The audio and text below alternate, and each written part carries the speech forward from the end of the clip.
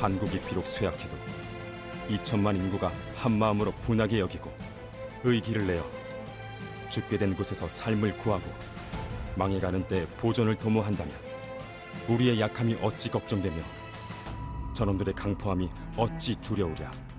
비록 기운이 다하고 힘이 빠져서 약함이 강적을 당해내지 못하더라도 손이 묶여서 죽고 머리를 움츠려서 망하는 것보다는 오히려 나을 것이다. 일인들의 탐욕스럽고 난폭한 행동은 어찌 백에 한둘러 거론하리오마니 그 중에서 다음과 같이 가려 적어서 13도 동포에게 통고하오니 여러분은 목전 하루만의 편안함을 생각하지 말고 힘을 합치고 의분을 내어서 우리 종사를 공고히 하고 우리 생민을 보호하여 천하 만방에 수치를 면하게 하라. 대한제국 의병대장 완산호위.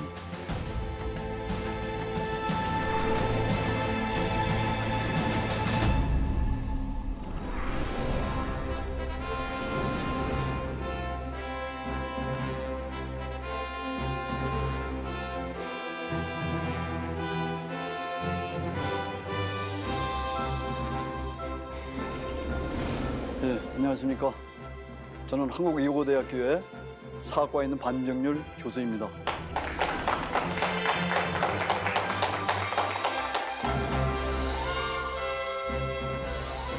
오늘은 러시아 지역의 한인 독립운동에 관해서 말씀을 드리도록 하겠습니다. 독립운동이라는 게 그냥 독립운동을 전문적으로 하는 분들의 어떤 활동이라고 볼 수 있습니다만은 독립운동을 전개하기 위해서는 활동하기 위해서는 백성들이 필요하죠. 민중들이 필요하죠. 그걸 지원할 수 있고 활동할 수 있는 공간이라고 할까요? 여러 가지 여건을 만들어줄 수 있는 민중들, 일반 백성들이 필요합니다. 그래서 러시아 지역의 경우에는 이 러시아 지역에 있던 한인 사회가 어떻게 형성이 됐는가, 물론 이제 이민사부터 좀 말씀을 드려야 되겠습니다만은 그 한인 사회가 어떻게 형성됐는가, 그리고 어떤 문제들이 있는가, 또 그런 상황에서 이 독립운동이 어떻게 진행되나, 이렇게 이제 이런 순서로 말씀을 드리도록 하겠습니다. 이 1863년에 그렇게 해서 이주를 해서 지신호 마을을 이제 개성한 거예요. 이 지신호 마을에 이제 함경도 농민들이, 육진 지방의 농민들이 성공적으로 정착했다고 하는 소식이 이제 퍼져지니까 바로 이제 대거 그 이후에 이제 함경도 농민들이 이제 여러 가지 이제 계획을 통해서 이주를 하게 됩니다. 그래서 가장 유명한 것이 이제 1869년에 기사흉년인데요. 기사흉년 경호동학, 이 이민사에서 이렇게 얘기하는 건데 그 기사년에죠. 1869년, 1870년 이 두 해에 이제 흉년이 대거 대흉년이 들어가지고 아주 견딜 수 없는 정도. 이제는 목숨보다도 더 험악한 그런 상황이기 때문에 이제 궁핍한 상황이고 또 흉년이 들었기 때문에 이제 대거 이주를 합니다. 그래서 이때는 몇천 명이 이제 대거 이주를 하는 게 지신호 마을에 몰려드는 거죠. 그래서 이제 이주가 이제 1860년대 이제 기사년, 경호년에 이주를 계기로 해서 이제 1870년대, 80년대까지 계속 함경도 농민들 중심으로 해서 이주를 하게 됩니다. 그래서 이 연해주 지역에 이제 한인 마을이 상당히 형성이 됩니다. 개척을 하는 거죠. 당시에 러시아는 이제 1858년 아이온 조약, 그리고 1860년에 북정 조약에 의해서 중국으로부터 이제 아무르주, 흑령주죠. 흑령주를 1858년에 획득을 하고 1860년에 베이징 조약에 의해서 이제 연해주를 획득하면서 우리 이제 조선하고 이제 국경을 접하게 된단 말이에요. 1860년에. 그러니까 이제 이제 이주가 이제 된 건데, 그래서 그 이후에 이제 함경도의 농민들이 대거 이주를 하면서 이 러시아가 새로이 획득한 개척되지 않은 이 지역이죠. 아주 그렇게 크게 이제 농토도 없고 주로 이제 숲이 많고 이런 지역이기 때문에 함경도 농민들이 아주 억척스러운 함경도 농민들이 가서 이걸 개척을 한 겁니다. 이제 불태우고 그다음에 땅을 갈고 물 수로로 만들고, 그래서 그런 이제 아주 황무지를 우리 경작할 수 있는 그런 옥토로 바꾼 거죠. 이 함경도 농민들이 갖고 있는 그런 아주 억척스러운 그런 개척 정신이라는 것이 여러분 잘 알다시피 이제 잘 알려진 겁니다만, 그래서 1870년대, 80년대까지 이제 이 우수리 지역에 주로 이게 남부 지역이죠. 한반도하고 가까운 남부 우수리 지역에 이제 한인 마을이 이제 대거 형성이 되는 겁니다. 그래서 나중에는 한 수백 개 정도까지 이제 됩니다만은 대체로 주요한 30개 한 30여 개의 마을들이, 주요한 마을들이 이제 이 연해주 남부 지역에 이제 형성이 되는 거죠. 이것이 근데 나중에 이제 우리 독립운동의 중요한 근거지가 되는 겁니다. 그리고 이제 정식으로 이때는 이제 그 일종의 불법적인 거죠. 그러니까 한국 조선이죠. 조선과 러시아가 국교를 맺기 이전의 이민이기 때문에 이제 불법적인 그 이민이거든요. 그런데 이제 그래서 이제까지의 그 비합법적인 그런 이주에서 이제 벗어나서 이제 1884년에는 이제 우리 조선과 러시아 사이의 조로 수호 통상 조약, 이제 정식의 어떤 그 외교 관계가 수립이 되면서 이제는 이제 그 국경 통제가 되는 거죠. 그래서 이제 함부로 그냥 멋대로 이렇게 이제 이주하고 건너다니고 그런 것이 아니라 이제는 이제 일종의 요즘에 이제 패스포트라고 하나요? 여권을 이제 갖고 있어야 되는 거죠. 그래서 그걸 가진 사람들만 이제 이주할 수 있는 거죠. 그러니까 통제가 된다는 거죠. 그래서 그 다음부터는 이제 정상적인 어떤 이주라고 볼 수가 있습니다. 그래서 그 조로 수호 통상조약 이후의 경우는 좀 다르죠. 그래서 우리가 이제 1884년에 이제 정식의 우리 한국과 러시아가 정식으로 수교를 외교 관계를 맺은 거다. 그래서 여러 가지 기념 뭐 100주년 뭐 이제 하기도 했습니다만은 그다음에 러시아의 경우는 이제 그 다른 열강들하고 다르죠. 유럽의 열강들하고 다른 것이 이제 뭐 그 아까 말씀드린 것처럼 국경을 접하게 된 거죠. 다른 나라의 경우는 국경을 우리 조선하고 한 번도 접하지는 않죠. 물론 이제 청나라 경우는 좀 다르죠. 중국의 경우는 다릅니다만 다른 유럽이나 미국 같은 경우는 우리하고 국경선을 접하고 있지 않기 때문에 그냥 국교 정상 아니 국교.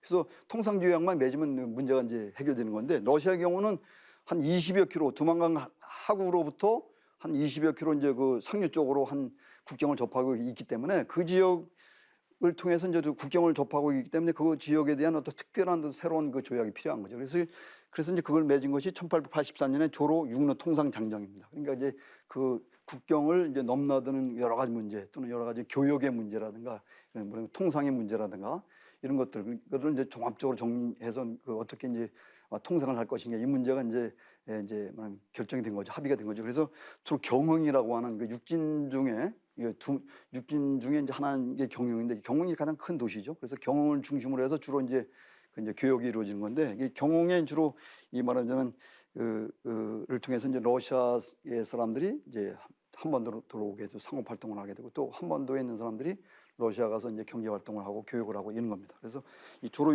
육로 통상장정이 이제 1884년에 이르게 됩니다. 그러면서 이제 그 이전에 이주했던 사람들에 대해서 이제는 이제 두 조약을 통해서 그 이전에 이제 1860년대부터 이주한 사람들에 대해서 이제 어떻게 국적을 줄 것이냐 말 것이냐 이 부분에 대해서 구체적으로 정해집니다. 그래서 그 이전에 84년에 이주해 온 사람들 또는 그 이후에 온 사람들 뭐 이렇게 해서 구체적으로 이제 그 카테고리를 한 3개 범주로 나눠 가지고 이제 국적을 주고 또는 몇 년이 지나면은 이제 한국으로 돌아가고 또 재산을 정리해가지고 이런 이제 규정을 이제 짓게 됩니다. 그래서 이제 한인들이 이제 그다음에 어떻든 그 국적을 부여받을 수 있는 러시아에 이미 넘어와서 살고 있는 그 한인들의 경우에는 이제 러시아 국적을 주는 이런 방식이죠. 물론 84년 이전에 이제 이주한 사람들이죠. 그러니까 불법적인 상태에서 이제는 이제 합법적인 그런 국적을 획득하는 거기 때문에 이제 신분상의 큰 이제 차이가 벌어지는 거죠.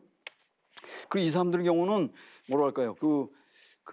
이제 국적을 주면서 그냥 국적을 준 것이 아니라 이제 토지를 줬어요. 물론 이제 장기 임대 형식이지만은 그 국적을 준과 동시에 물론 러시아 정교도 이제 채택을 해드립니다만은 그 중에 이제 땅을 줬습니다. 러시아 사람들 이제 일종의 이제 이쪽에 새로 획득한 새로 개척해야 될 땅이기 때문에 이 지역을 이제 말하면 그 개척을 해야 되기 때문에 이제 이 지역을 이제 함경도 농민들에게 이제 임대를 해가지고 이제 개발하도록 한 거죠. 그래서 한 50대사친 한 뭐 60정보 될 겁니다. 그 국적을 가진 사람. 그럼 60정보 정도면 우리 땅으로 얘기하면 상당히 적은 뭐 소지주급을 넘어 한 중지주 정도, 중간 정도 규모의 지주입니다. 상당한 큰 땅을 준 거죠. 그래서 이 원어민들의 경우는 국적을 획득함과 동시에 경제적으로 이런 이제 러시아로부터 땅을 이게 부여받았기 때문에 경제적인 조건이 상당히 이제 좋아진다는 거죠. 그래서 이제 사회경제적인 조건이 이제 그 국적을 가지지 않은 사람들하고 이제 큰 차이가 벌어지는 겁니다.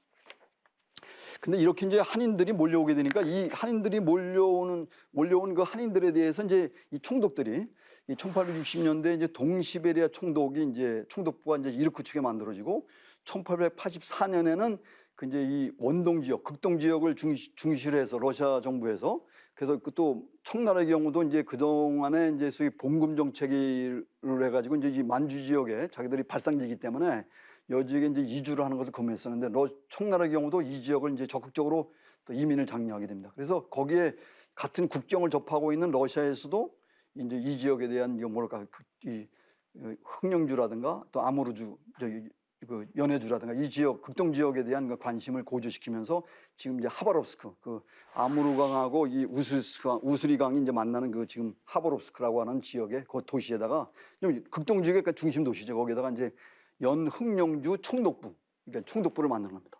그 따로 그 전에는 동시베리아라고 하는 그 지역에서 이르쿠츠크에 있는 저쪽 그 뭐랄까 서쪽에 있는 그 이르쿠츠크에 있는 그 총독부에서 다 이 지역을 관할을 했습니다만 이제는 그 하바롭스크라고 하는 그게 이제 연흑령주 총독부 뿌리 아무르스키라고 하는 그런 연흑령주 아무르강 연안의 지역을 이제 총괄할 수 있는 총독부를 만들게 되면서 이 총독부에서 이제 관할을 하게 된 겁니다. 그런데 이 총독들이 말하면 이 이제 그 한인 문제에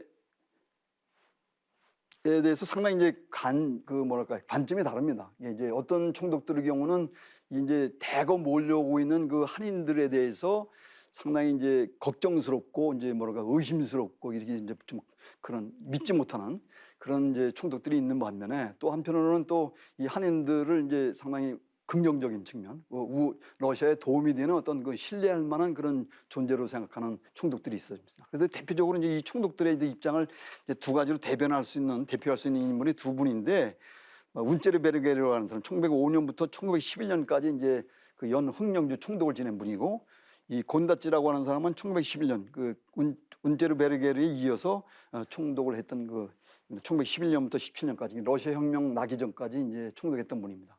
이 두 분이 이제 부정적인 시각과 이제 긍정적인 시각을 대표할 수 있는 두 분인데 이제 운제르베르게르의 경우는 말하자면 이 한인들이라고 하는 것이 저희 러시아에 와서 러시아 땅에 살고 있습니다만 이거는 이 사람들은 러시아의 어떤 문화라든가 간습에 동화될 가능성이 전혀 없다. 이 사람들은 끝까지 자기들 한민족이 갖고 있는 그런 관습이라든가 풍습이라 이걸 고집할 거기 때문에 동화할 가능성이 없다. 그게 군제르베르그의 경우는 그렇기 때문에 이 상당히 부정적이다. 이 한인들이 몰려오는 게 있어서 이거는 언제든지 우리가 이거를 좀 현실 상태에서 이걸 타결해야 된다고 하는 그런 생각을 하고 있었던 건데, 근데 그것에 비해서 이 곤다찌라는 분은 이게 이제 이 상당히 긍정적으로 생각을 했어요. 한인들이 갖고 있는 그 뭐랄까요, 그 동화성. 그 다른 문화에 아주 적응할 수 있고 그를 받아들이는 그런 능력에 상당히 탁월하다는 것, 그리고 이제 특히 일본인과의 관계에 있어서는 한인들이 갖고 있는 그 일본인들에 대한 어떤 그런 뭐랄까 반일 감정이라고 할까 이런 것이 상당히 다르다. 그렇기 때문에 우리가 만약에 일본하고 전쟁을 할 경우에도 이 한인들은 우리 쪽에 가담을 하지 일본 쪽에 가담할 것은 아니다. 이런 생각을 하는 거죠. 그게 아마 정확한 그 판단이에요. 왜냐하면은 이 곤다찌라는 사람 그 이전에 총독으로 취임하기 전에 이종에 아무르 탐험대라고 그래가지고 이 지역을 다 조사를 했습니다. 그래서 이 극동 지역을 이제 탐험을 해서 조사를 하면서 특히 이제 일본인, 그다음에 중국인, 한인들의 어떤 그런 여러 가지 풍습이라든가 좀 살고 있는 지역이라든가 그러면 그 생활 방식이라든가 이걸 다 의식을 다 조사를 했습니다. 그래서 이 아주 깊숙한 그 심층적인 조사를 했기 때문에 그런 이제 정확한 이제 결론을 내린 거죠. 그래서 이 곤다찌 같은 경우는 이 한인들이 참 결과적으로는 러시아 국익에 기여할 것이다. 그래서 이 사람들은 결국은 우리가 적극적으로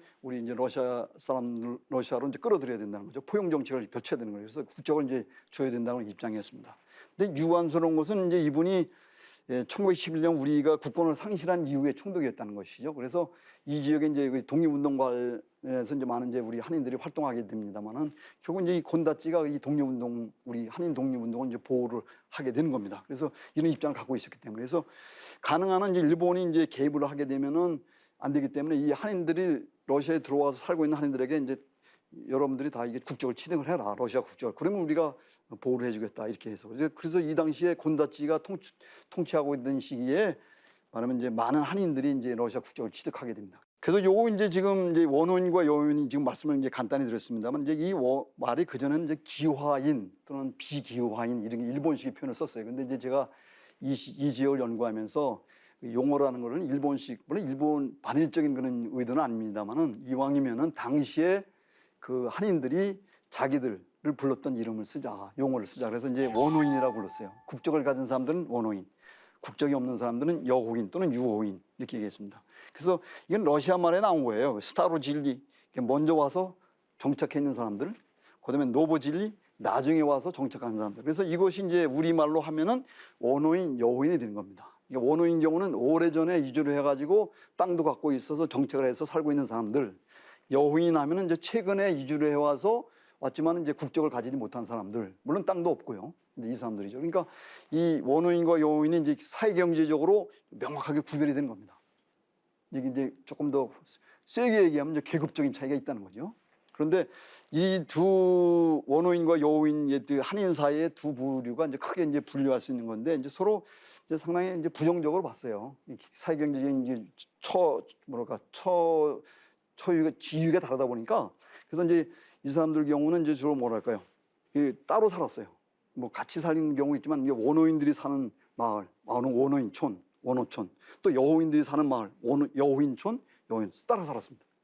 그 주로 이제 원어민들이 사는 마을은 상당히 그 입지 조건이 좋은데요. 땅도 넓고 물도 많고 농사짓기 좋은 거죠. 그러니까 주로 이제 이 사람들은 여호인들한테 소작을 주고 또는 여호인들을 머슴으로 이제 고용을 해서 이제 쓰는 것이고 또 여호인들 이런 경우는 자기 또 이 주로 사는 지역은 뭐냐면은 산간 지역에 상당히 땅도 좁고 뭐 살기가 힘든 그런 지역에 산간 지역에 이제 그 마을을 형성하고 살았습니다. 그래서 이제 원어인촌에 가가지고 노동을 한다든가 모슴살이를 한다든가 이런 식으로 했죠. 그래서 이게 큰 차이가 있었다는 것이고 또 일부 원어인들 경우에는 포드리아치크 영어 러시아 말로 포드리아치크라고 하는데 이게 청부업자죠. 그래서 주로 이 러시아의 어떤 그 군대라든가 행정기관에서 주는 어떤 여러 가지 용역 사업, 큰 용역 사업에서 이제 그걸 청부를 받아가지고 청탁을 받아가지고 그걸 이제 그 한인들 주로 이 여호인 노동자들을 고용을 해가지고 이게 거기 임금 중에서 일부를 뗀다든가 뭐 이렇게 해가지고 사업비죠. 거기서 일부를 해서 이제 부를 축적한 사람들을 이제 포드레치크라는데 이게 청부업자죠. 이 사람들이 주로 러시아 말 잘 하기 때문에 보통 통솔라고 불렀어요. 근데 이 사람들이 이제 여호인 노동자를 고용을 해가지고 이제 집단적으로 이제 고용을 해가지고 그런 이제 큰 프로젝트를 하는 거죠. 그 건설업 이런 거 건설 사업을 하는 거죠. 그래서 당시에 청일 전쟁이라든가 또는 시베리아 횡단철도 건설이라든가 그 동중철도 아니면 동중철도는 동청철도 이렇게 부르기도 합니다만은 건설할 때라든가 이런 지역에서 또는 러일 전쟁 때 이제 여러 가지 그 많은 노동자들이 필요하지 않습니까? 그 전쟁이나 그 건설 사업에 있어서 그래서 그 당시에 이제 말하면 이 포드리아치크들이 여호인들을 대거 이제 그 모집을 해가지고 이제 그런 사업에 동원을 한 겁니다. 그러면서 거기에 이제 나오는 여러 가지 이제 막대한 그런 여러 가지 그 부를 이제 책적하게 된 거죠. 그래서 이제 나중에 이제 얘기하겠습니다만은 그 이제 연추 지역 같은 경우는 이제 최지영 선생 이런 사람들 유명한 포드리아치크입니다. 그다음에 블라디보스토크 같은 경우는 해삼이라고 불렀습니다만 거기는 최봉준, 또는 김병학 이런 사람들이 유명한 포드리아치크고 저 하바롭스크 같은 경우는 그 이인백, 전태국 이런 사람들. 그다음에 이제 우스리스크 지역 같은 경우는 문창범, 황경섬 이런 사람들이 유명한 포드리아치크입니다. 이분들도 나중에 이제 독립운동에 이제 나름대로 부유한 사람들이긴 합니다만 이 사람들이 이제 상당히 독립운동인데도 기여를 했습니다. 여러 가지 기부금도 내고 그래서 이것이 이제 러시아 혁명 이후에 이제 이러한 제정 러시아 시기 때 이제 그 상당히 사회경제적인 차이라고 할까요? 계급적인 어떤 차이가 이제 러시아 혁명 이후에 이제 말하면 계급 투쟁의 양상으로 이제 발전을 하게 된 겁니다. 그래서 이제 이것이 이제 그 러시아 한인들이 이제 법적인 지위가 이제 차이가 있는 건데요. 그래서 이것이 이제 결국은 그 러시아의 한인 사회가 갖고 있는 이런 여러 가지 이제 계급적인 그런 구성이라고 할까요? 사회경제적인 차이가 결국은 이제 이후에 독립운동이 이제 본격화되면서 여러 가지 이제 차별적인 그런 양상을 보이게 되는 겁니다. 1910년의 경우에 이제 나중에 좀 보충 설명을 드리겠습니다만 13도 의군이라든가 국망 이후에 성명이라든가 이런 이제 소위를 통해서 이제 한일 합병 반대 운동을 벌이게 되는데 이 사람들이 주로 이제 그 러시아에 의해서 일본의 예교적인 압력을 받아서 이제 추방을 하게 됩니다. 그래서 주로 이 사람들 어떠냐면 이제 국적을 취득하지 않았기 때문에 러시아가 보호할 수는 없죠. 그렇지만은 그렇다고 해서 일본 사람이 요구한 대로 이걸 잡아가지고 일본에다 넘겨줄 수는 없단 말이에요. 그렇기 때문에 그 일본 사람들의 어떤 그런 경찰력이라고 할까 또는 그런 치안 그런 것들이 이게 그 영향을 끼칠 수 없는 저 오지 이르쿠츠크 지역으로다가 이제 유배를 시키는 거죠. 그래서 한편으로는 이제 그 강제 유배라고 볼 수 있습니다만 한편으로 보면은 이제 일본으로부터 이제 한인 독립운동가들을 보호해주는 그런 이제 조치라고도 볼 수 있습니다. 그 러시아 혁명 이후에 이제 그 보면은 이제 요 한인 사회가 이제 편제가 되는데요. 그래서 아까 말씀드린 것처럼 원어민들의 경우에는 이 혁명 이후인 1927년 2월 혁명 이후인 1917년 6월 달에 고려족 중앙총회라는 걸 만들어요. 그 원어민들이, 러시아 국적을 가진 사람들이, 원어민들이 자기들 중심으로 해가지고 러시아 사회에서 자기들의 지위 향상을 이제 도모하기 위해서 이제 고려족 중앙총회라는 것을 만들고요.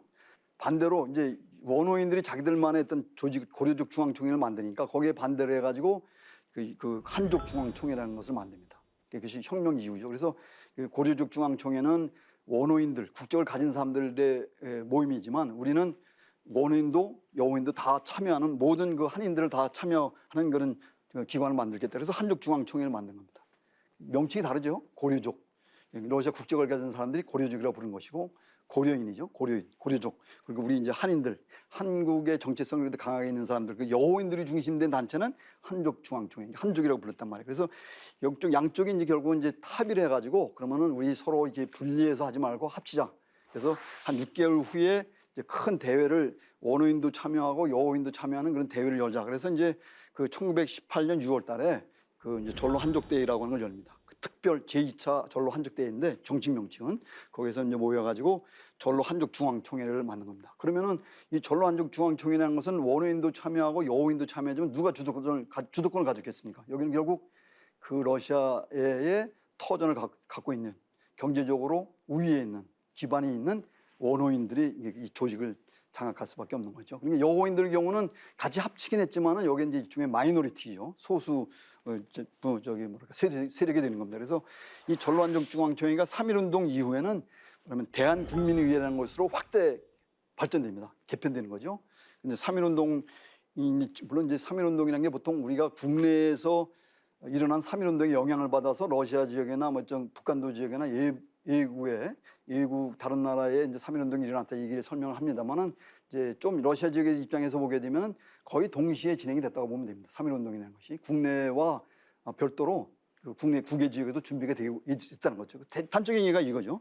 전로한족 중앙총회가 1919년 2월 25일 날 회의를 해가지고 또 대회를 열어가지고 이제는 이 3.1운동에 이제 일종의 이 파리 강화회가 열리고 이런 상황에서 우리가 독립을 준비를 해야 되겠다. 독립운동을 준비해야 되겠다. 그리고 그것을 위해서는 우리가 이 중앙기관을 만들어야 되겠다. 그래서 이것은 전로한족 중앙총회라는 것은 주로 이 러시아에 살고 있는 한인들의 대표기관이지만 대한국민의회라는 것은 여기에는 그뿐만 아니라 서부간도 북간도의 대표들이 참여했고 국내에서 대표가 왔습니다. 그래서 이거는 전 민족, 한민족의 대표를 자임을 했어요. 그래서 나중에 이제 조금 보충 설명해드리겠습니다. 그 상해임시정부 1919년 4월 달에 그 조직되는 상해임시정부와 소위 말하면 그 민족의 중앙기관의 자리를 두고 임시정부의 그 기관을 두고 경쟁했던 단체입니다.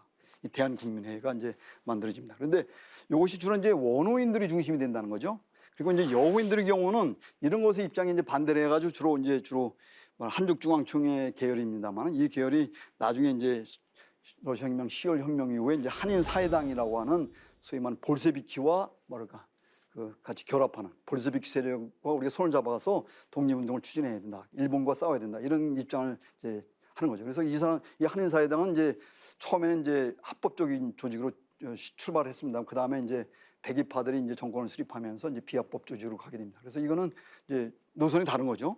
대한국민의 경우는 이제 친서구, 유럽이나 미국 쪽에 도움을 받아서 뭐를 하려고 그런 정치적인 그런 입장을 가졌고, 한인사회당의 경우는 그렇지 않고 볼세비키, 새로이 그 신흥 소비에트 러시아의 도움을 받아서 거기와 연결해서 우리가 독립운동을 해야 된다고 하는 겁니다. 그리고 두 가지 한인사회가 이제 두 노선을, 정치적인 노선을 이제 취하게 된다는 겁니다.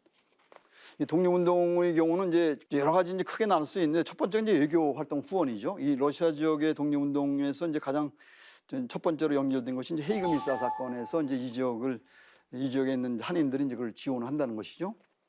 주로 이제 이 국내에서 물론 출발했습니다만은 이 블라디보스톡의 그 지역에 이제 주로 이 한인 밀사들이 물론 이제 처음에 여기서 이제 국내에서 떠난 분은 이제 이준 열사, 여러분 잘 아는 이준 열사가 이제 국내에서 떠났고요.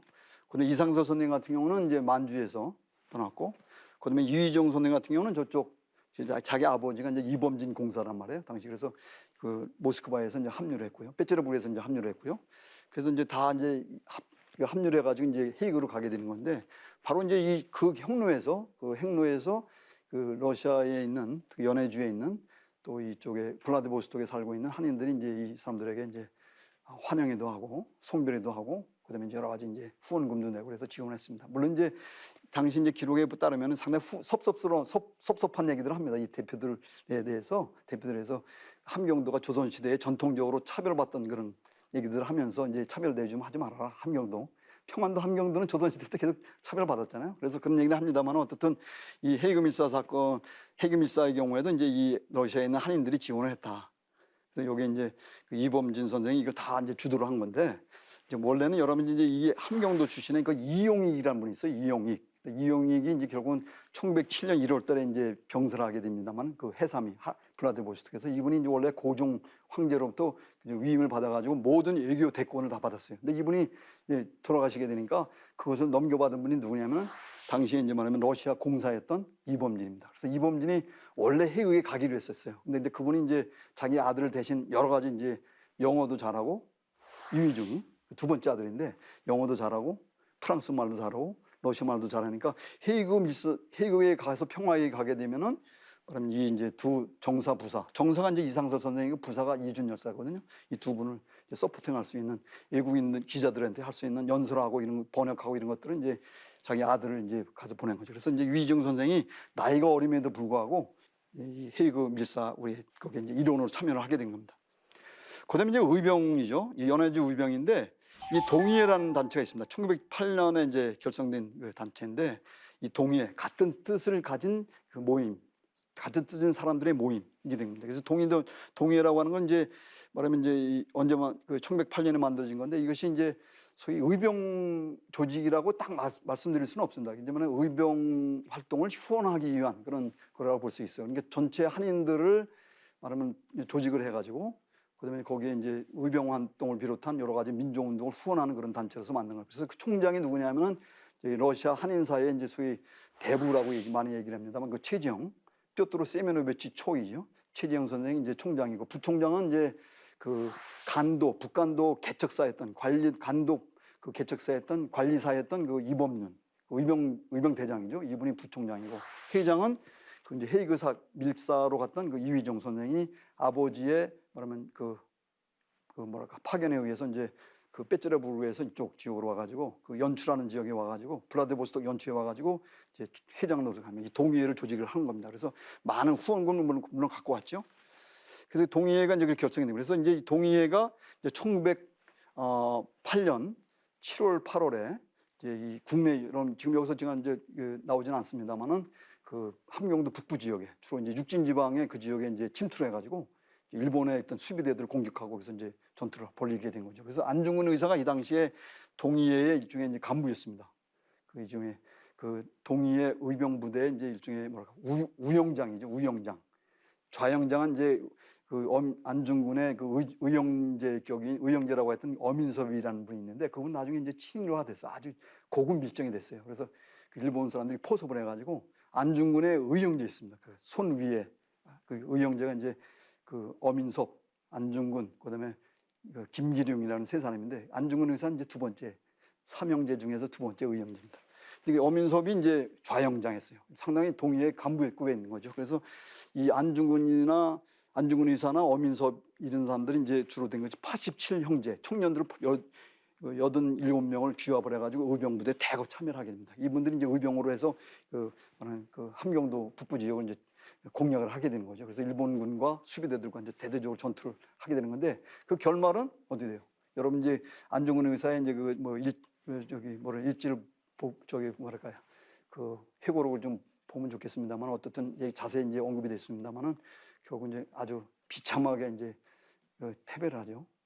일본 정규군하고 이게 우리 비정규군 그 의병이 정식으로 그 전쟁을 하게 되면 아무래도 이제 총이라든가 군기라든가 뭐 어떤 여러 가지 그래서 밀릴 수밖에 없죠. 정규군하고 싸운 거니까. 그래서 어떻든 그런 건데 그래서 1908년에 그 7, 8월에 그것은 결국 이제 우리가 이제 하나 시도를 했습니다만 그런 성과를 거두지 못한다. 그래서 그 이후에 이제 돌아가서 그 동의회 이제 안중근 의사가 돌아가서 말하면 당시에 다시 이제 동의단체라는 것을 그 다음에 만들게 되는데 가보니까 이 1908년하고 1909년이 이미 상황이 많이 달라진 거예요. 1908년의 경우는 그래도 상당히 이 러시아에 있는 한인들이 그 최재형도 그렇지만 어쨌든 이 의병 운동을 좀 적극적으로 지원해야 된다고 하는 그런 분위기가 상당히 고조돼 있었습니다. 그런 상황에서 이제 연해주 의병이 국내를 이제 진공을 한 건데 1909년은 그 이후에 1909년 가니까 안중근 의사가 이 전 지역을 이제 순방을 하게 되거든요. 러시아의 여러 아까 제가 말씀드렸던 그 러시아 한인 마을을 다 돌아다니면서 이제 그 교육을 고치를 하고, 그다음에 민족의식을 고치하고, 그다음에 의병에 참여할 사람들을 이제 모집하고 이런 걸 이제 하게 되는데 보니까 분위기가 이미 푹 가라앉았단 말이에요. 의병이 1908년하고 상황이 다른 거죠. 그래서 이 이제 동의단지라는 걸 이제 만들게 되는데 1909년 2월달에 음력으로 2월달이니까 이제 양력으로 계산하면 좀 그 이유가 되겠죠.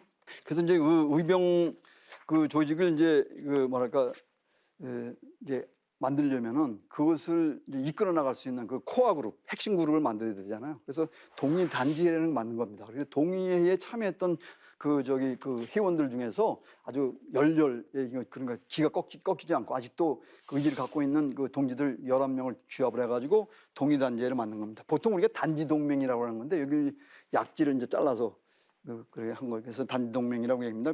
정식 명칭은 동의 단지회입니다. 그리고 이것은 그 뭐 나중 결과론적인 입장에서 무슨 뭐랄까 이토 히로부미라든가 일본의 고관들을 뭐랄까 처형하기 위한 그 테러리스트 조직이다. 테러리스트 조직을 만든 거다. 이렇게 얘기들 하는데 그건 아니고 처음에 만들 때는 의병 운동을 하기 위해서 만든 겁니다. 이건 정확하게 결과론적으로 볼 때는 이토 히로부미를 처단했기 때문에 이게 암살을 하기 위한 조직으로 이제 해석들 하는데 이거 뭐 잘못된 거죠.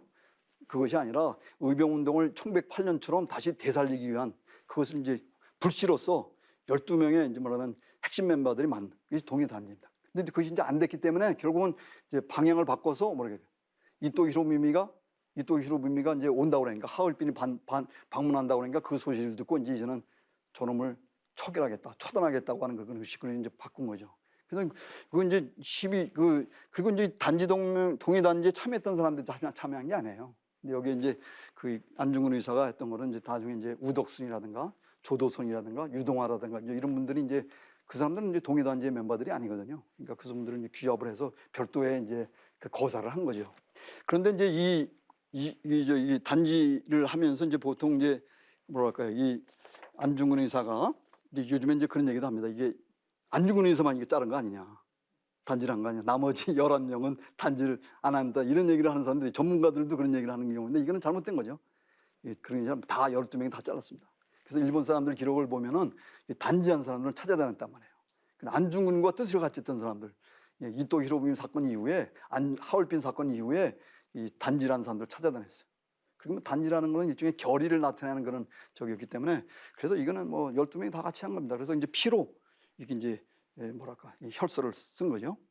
여기 보면은 자 이제 이 안중근 의사가 이제 이게 동의단지를 하면서 얘기한 거죠. 오늘 우리들이 손가락을 끊어서 맹세를 같이 지어서 증거를 보인 다음에 마음과 몸을 하나로 묶어 나를 위해 몸을 바쳐 기어이 목적을 달성하도록 하는 것이 어떻소? 이 목적이라는 것은 의병운동을 얘기합니다. 그래서 여기다 글자 네 글자를 대한 독립 이렇게 썼단 말이에요. 여기 보면은 미국의 국민회에서 대한국민회에서 그 안중근 의사를 기리기 위해서 이제 만든 그 엽서입니다. 거기 단지 혈서 엽서라고 이 밑에 제목이 되어 있습니다. 여기 보면은 1900 밑에 왼쪽은 한자로 써 있고 오른쪽에는 이제 한글로 이제 번역이 되어 있습니다만 1909년 2월 5일 날 안중근 공이 아령의 연출하는 데에서 동지들과 동지들과 만들었다는 걸, 이제 동의단지를 만들었다는 걸 쓰여져 있습니다.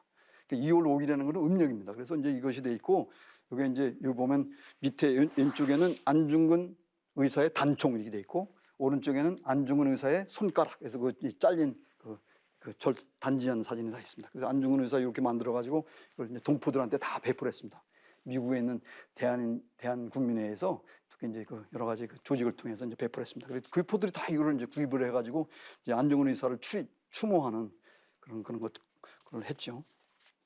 이건 뭐 꼬레아 우라, 러시아 말로 꼬레아 우라, 뭐 한국 만세 이렇게 번역을 하실 수 있겠죠. 그래서 그 러시아에서 이제 안중근 의사가 활동하는 것은 1907년 가을에 망명한 이후부터 1909년 10월까지 그 하르빈에서 이제 그 거사한 이후에 이제 여순 감옥에 들어갈 때까지 거의 한 2년 정도입니다. 그래서 재판 과정에서 일본 재판관이 뭐라 그러면 당신은 하얼빈에서 하얼빈에서 그 재판하기 전까지죠. 그래서 러시아에 체류하는 2년 동안 당신은 뭘 했느냐 이렇게 물어보니까 동포를 교육시키고 그다음에 의병을 경영했다는 거죠. 두 가지 목적이죠. 안중근 의사가 교육이라는 것은 이제 교육의 강조 한편으로 온건한 방법이지만은 그 한인 청년들에게 이제 민족의식을 고취하는 그런 역할을 했고 많이 연설도 하고 격려도 하고 이렇게 다니면서 그리고 이제 의병들을 이제 의병들을 이제 모집을 하러 다녔습니다.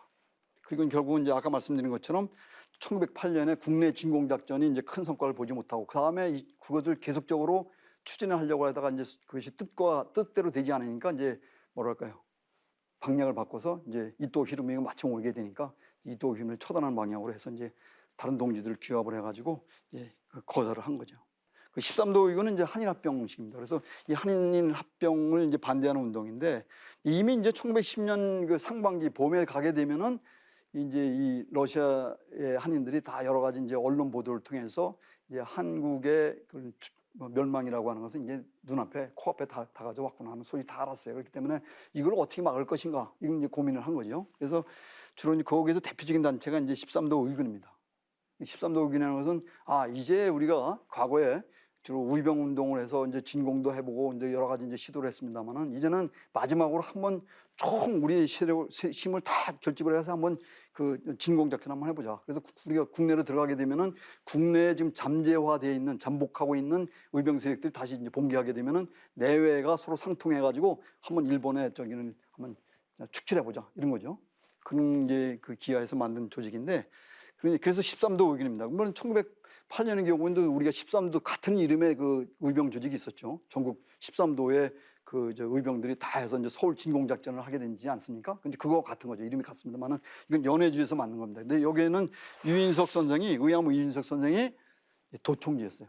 그리고 나머지 이제 이상설, 이범윤, 홍범도, 이범석 이런 의병운동 했던 분들 또는 교육운동, 실업운동 했던 분들이 이제 참여를 하게 되고 또 이갑이나 이정호, 안창호 이런 사람들 주로 이제 온건파죠. 국민의 계열의 사람들인데 이분들이 신민의 계통이죠. 국내에서 신민회인데 신민회 활동했던 분들이 이제 여기 참여를 하게 됩니다. 그래서 이게 뭐냐면은 이제 결국 국망이라고 하는 것이 눈앞에 다가온 상황에서 이제 마지막으로 우리가 갖고 있는 모든 역량을 결집해가지고 한번 일본하고 한번 붙자 크게 이거죠. 아주 절박한 상황이니까 서로 이제 노선에 관계없이 다 참여를 하게 된 겁니다.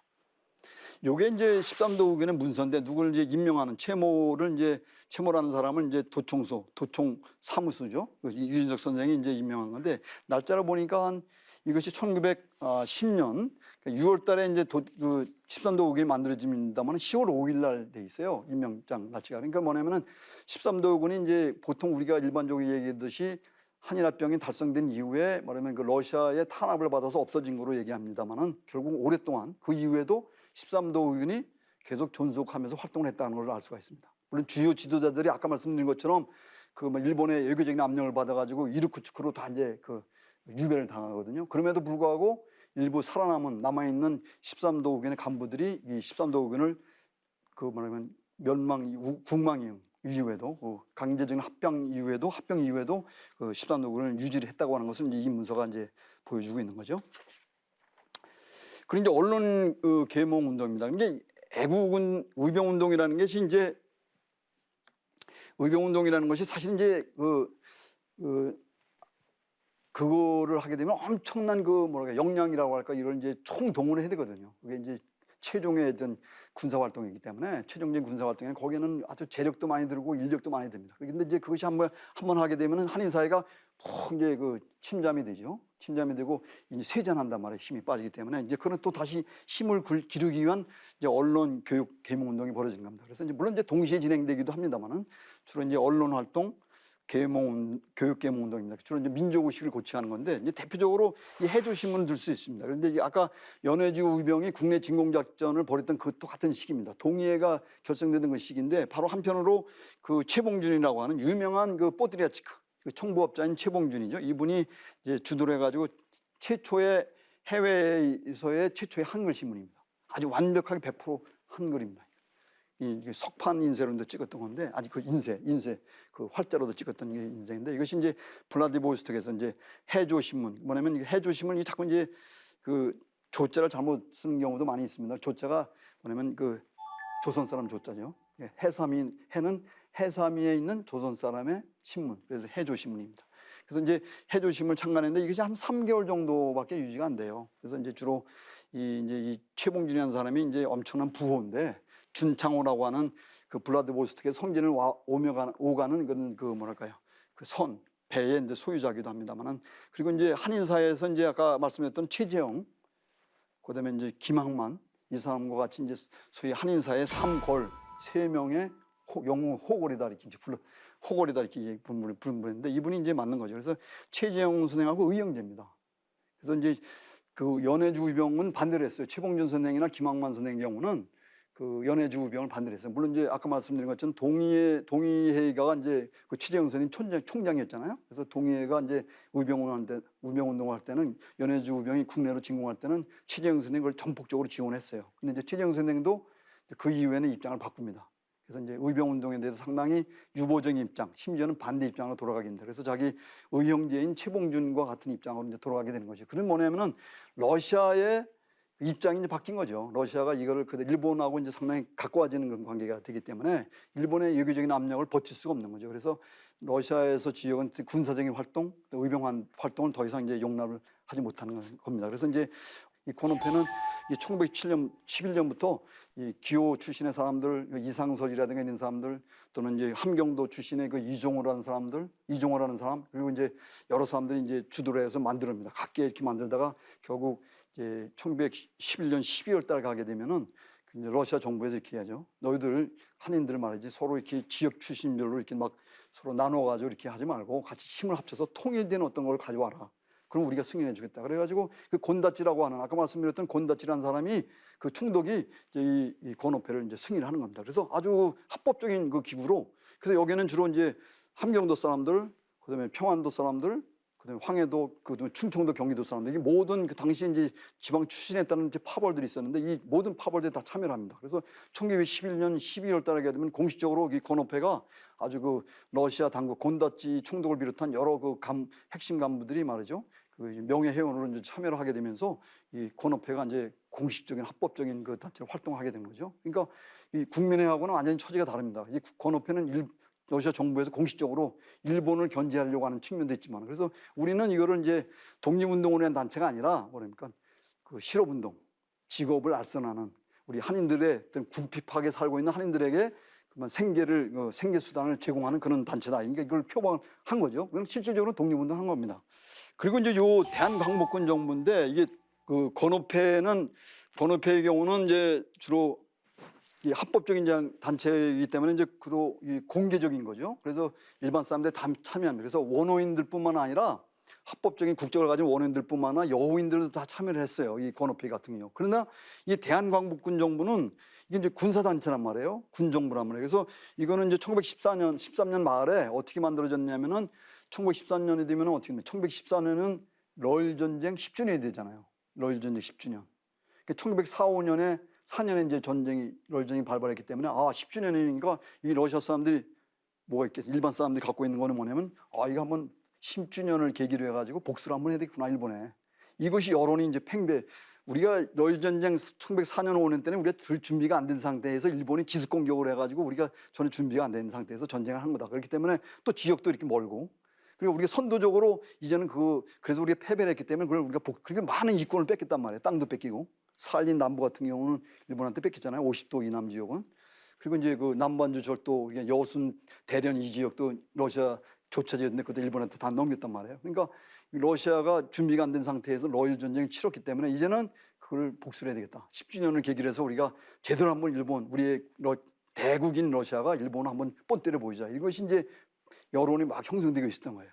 지방의 조야, 중앙의 정부뿐만 아니라, 물론 공식적인 건 아니고 중앙의 이제 그 관리들이라든가 지방의 이제 러시아 사람들이 그런 분위기에 있으니까 이것을 이 한인 지도자들이 간파하는 겁니다.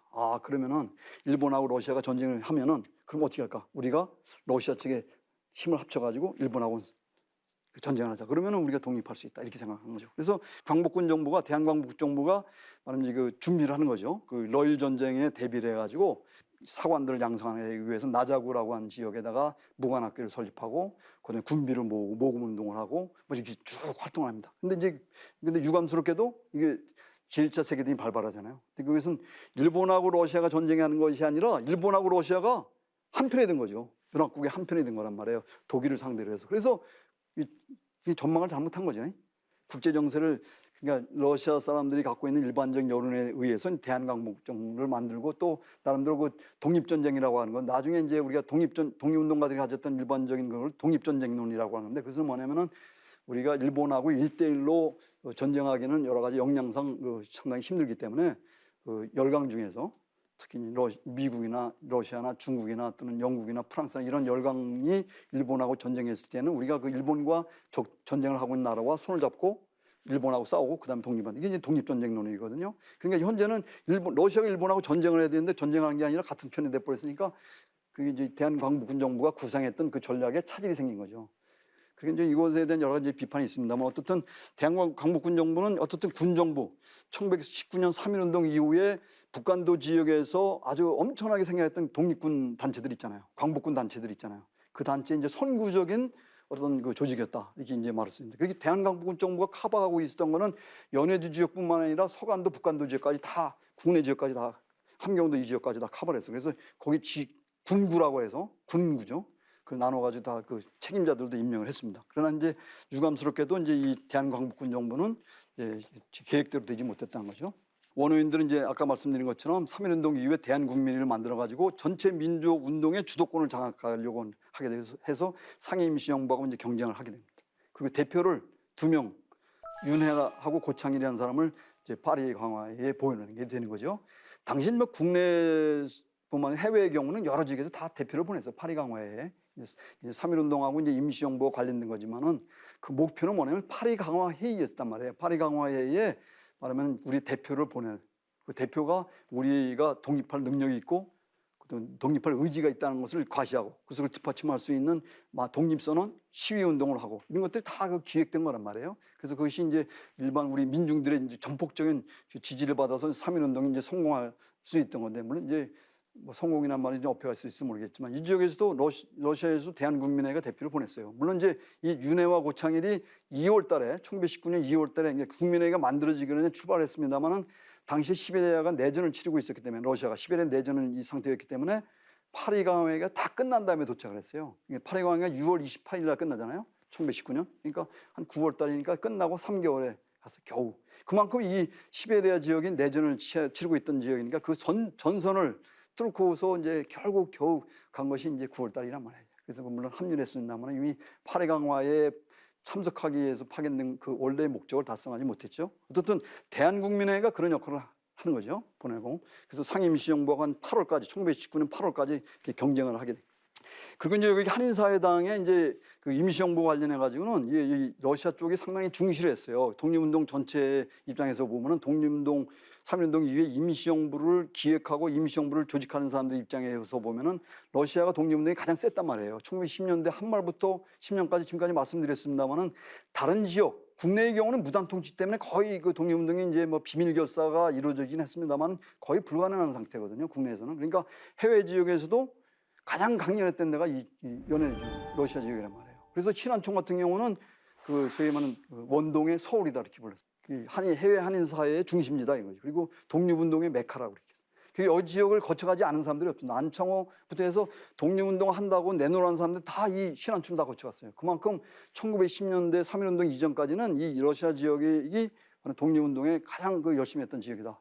핵심적인 지역이다 이렇게 볼 수 있고 그래서 임시정부를 기획했던 사람들 경우에는 이 지역에다가 고려를 했어요. 그래서 중요한 지도자 러시아 지역의 중요한 지도자인 세 사람은 누구냐면은 이동희 그다음에 이상선 선생은 당시에 돌아가셨어요. 1917년에. 그래서 이동희 선생, 그다음에 최재형 선생, 그다음에 그 문창범 선생. 그 대한국민회 의장입니다. 그 문창범 선생. 그래서 이 세 사람을 이제 이동희 선생은 이제 일종의 선전부장인데 그 전쟁을 선포하는 겁니다. 선전부장인데 군무부장이죠. 그 임명됐고 최재형 선생은 재무부장 그리고 재무총장이죠. 군무총장, 재무총장 그리고 이제 문창범 선생은 교통총장에서 한 뭐 6개, 7개 그 직책 중에서 3개를 러시아 쪽에 배당을 했으니까 러시아 지역에 그만큼 독립운동의 중요한 그 위치에 차지하고 있었다는 걸 볼 수가 있습니다.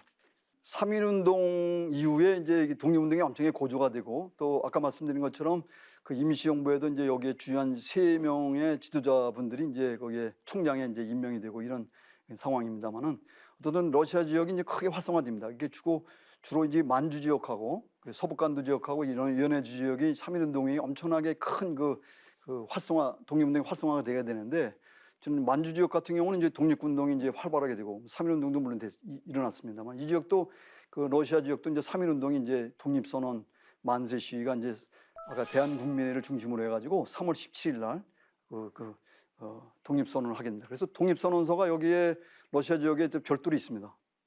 그러니까 2개 정도가 나오는데 내부용하고 예부용이 있습니다. 그 버전이 조금 다르긴 합니다만 아주 독특한 거죠.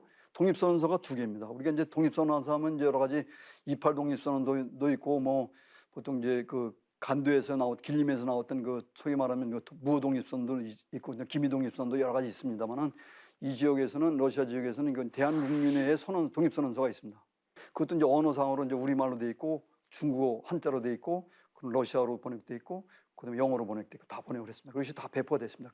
3.1운동 이후에 이제 대한국민회 중심으로 이루어지게 됩니다만은 그리고 이제 주로 무게 중심이 3.1운동 이후가 이제 평화적인 그 독립 만세 시위 운동에서 이제 이 지역은 그 한계를 일찍 깨닫게 됩니다. 아, 이 독립선언 만세 시위 이거 가지고는 독립이 안 되겠다. 이거는 너무 낙관적인 것이고 너무 우리가 좀 뭐랄까 순진한 그런 생각이다. 그렇기 때문에 일본을 궁극적으로 한반도에서 일본이 호락호락 그냥 물러날 그런 건 아니기 때문에 그런 무장투쟁을 통해서 우리가 군사적인 무력적인 힘을 통해서 일본을 그러면 그 한반도로 축출해야 되겠다고. 물론 이제 독립전쟁이 눈이 있는 겁니다만 그런 생각을 하게 된 거예요. 그래서 4월달 되게 되면은 이제 이 독립운동이 활발하게 진행되는 겁니다. 물론 그 중심은 무게 중심은 서북간도 지역이죠. 그리고 이제 이 지역은 러시아 혁명 이후에 시베리아 내전을 거치면서 여러 가지 이제 무기들을 자유롭게 구할 수 있는 그런 지역입니다. 그렇기 때문에 그 이제 주로 이쪽 이제 후원하는 무기를 제공한다든가 이런 것이 다 러시아 연해주 지역의 동포들이 다 했던 겁니다. 그래서 이제 이 지역에도 또 하나는 러시아 혁명 이후에 이제 공산주의 운동, 사회주의 운동이 이제 활발하게 되는데 이 지역이 이제 가장 이제 시베리아 내전 시기부터 그 볼셰비키 세력 또는 혁명 세력, 공산주의 혁명 세력과 이제 손을 잡아서 우리 독립운동을 해야 된다고 하는 주로 이제 좌파들의 경우죠. 한인사회당 경우가 있지만 대부분 이 지역의 그 한인들이 대부분 함경도 출신의 빈농들이 많았기 때문에 대부분 그걸 환영을 했어요. 지금 반공적인 입장에서가 아니라 물론 이제 원어민 같은 좀 부유한 계층의 사람들은 그 볼셰비키나 좀 사회주의 세력을 이제 반대를 했습니다만은 공산주의 쪽의 세력을 혁명 정부를 반대를 했습니다만은 대부분은 농민들 빈민농민이기 때문에 이걸 환영했습니다. 노동자 농민을 이제 말하면 여러 가지 이제 위한 어떤 새로운 체제를 만드는 거기 때문에 그래서 공산주의 단체가 아주 우후죽순처럼 생긴 겁니다. 이 지역에. 그리고 실질적으로 시베리아 내전 시기 동안에 농민들이 그 러시아 빨치산 부대에 들어가거나 아니면은 우리들끼리 한인들이 독자적으로 빨치산 부대를 만든 거나 그래서 누구하고 싸우면 백이파들하고 백이파들은 일본군이 지원했습니다. 그래서 일본의 후원을 받고 있는 백이파들하고 싸운 거죠. 그래서 이거는 그냥 우리가 일본군하고 직접 싸운 것이 아니기 때문에 독립운동이 아니다 이렇게 해석하는 사람도 있지만 그건 상당히 국제적인 상황을 전혀 모르는 얘기들이죠. 백이파하고 싸운 건 현실적으로 일본군하고는 1대1로 하게 되면 안 되기 때문에 백이파가 후원하는 일본군이 후원하는 백이파과 싸우고 그다음에 이제 백이파가 타도되면 러시아의 혁명정부가 들어서고 혁명정부가 완전하게 성립이 되면은 그 혁명정부가 우리의 독립운동을 지원한다 이런 생각이죠. 그러면 그 상황에서 우리 일본과 러시아의 소비에트 정부의 지원을 받아서 협력을 받아서 우리가 그 지역을 근거로 해서 일본과 그러면 독립운동을 본격적으로 할 수 이런 이제 전망을 가지고 있는 거죠. 상당히 국제주의인 거랍니다. 그렇기 때문에 중국 혁명이나 러시아 혁명에 그 우리 한인 혁명가들이 참여했던 것은 그런 국제주의적인 어떤 전망을 갖고서 연대 투쟁을 한 겁니다. 그걸 우리가 적극적으로 평가를 해야 되는 것이지 그게 조건상에서 나온 것이지 그것이 직접적으로 우리가 일본하고 싸우지 않았다 그래가지고 그것을 상당히 그걸 과소평가하거나 또는 이렇게 뭐 잠깐 한 단계 낮춰서 평가하거나 이거는 상당히 전혀 잘못된 얘기입니다. 그 당시로서는 대부분 우리 독립운동을 했던 사람들이 그런 국제적인 전망을 갖고 있었고 그 결국 연합을 해야 되기 때문에 그래서 그렇게 한 건데 문제는 뭐냐면은 이게 이제 이 공산주의 운동이 이제 아까 말씀드린 것처럼 근본적으로 우리 내부의 문제, 소위 파벌의 문제를 해결하지 못했다는 거죠. 그러니까 이제 원어민 제정 러시아부터 시작되고 러시아 혁명 이후에 표출됐던 계급적인 사회 경제적인 차이가 결국은 이 러시아 혁명을 거치면서 표출화되면서 이제 볼셰비키 혁명 세력을 적극적으로 그걸 지원하는 세력들하고 그걸 반대하는 세력도 또 골세교 세력이 이제 혁명이 거의 완성되고 성공한 이후에는 이제 그 세력이 이제 특히 원로인들이 이제 소위 말하면 노선 전환을 하는 거죠.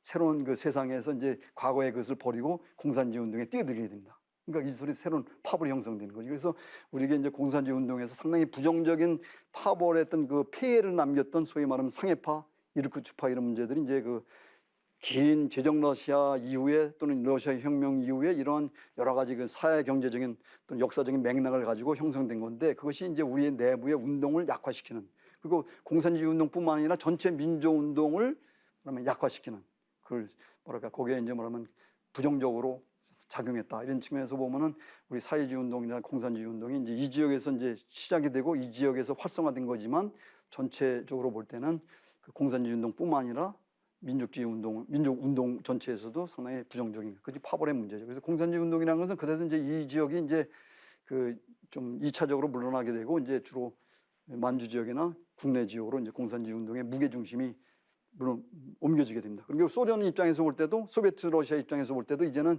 내전이라고 하는 상태에서는 우리 독립운동이 상당히 독립운동 세력이 필요했지만 내전이 끝난 상태에서는 이제는 사회주의 건설이기 때문에 이제는 이제 별로 효용도가 없단 말이죠. 그렇기 때문에 상당히 이제 찬밥대접을 하는 거죠. 우리 독립운동 세력. 그래서 23년 이후에는 독립운동이 거의 뭐 공산주의 운동을 지원하거나 후원해서 그걸 뭐 연락을 하거나 이런 조직을 하거나 이런 것들은 뭐 진행됐습니다만 결국 독립운동 전체 차원에서 보면은 23년 11회 내전이 끝난 1923년 이후에는 그러면 이제 독립운동이 이제 결국은 거의 그 이전과 비교해 볼 때 이제 실패하거나 또는 침묵화돼가는 과정을 겪는다. 이것이 이제 러시아 지역의 한인 운동의 이제 뭐랄까 결말이라고 볼 수가 있습니다.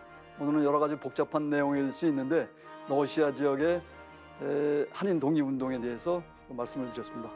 감사합니다.